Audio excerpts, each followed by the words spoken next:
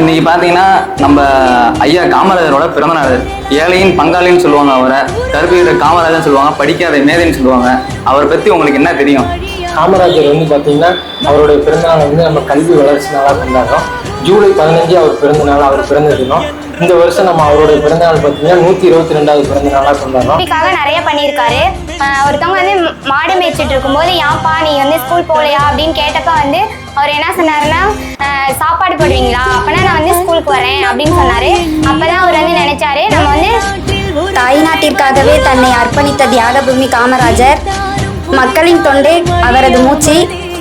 காமராஜர் அவர்கள் படிக்காத மேதை இல்லை, ஏழை குழந்தைகளை படிக்க வைத்த மேதை. கருப்பு வைரம் கல்வியின் கடவுள்னா நம்ம காமராஜர் ஐயா தான். அவர் 3 முறை முதலமைச்சராக இருந்திருக்காரு. 5 டைம் எம்எல்ஏ, 4 டைம் எம்பியா இருந்திருக்காரு. அவ்வளோ பதவியில் இருந்தும் தனக்குன்னு ₹1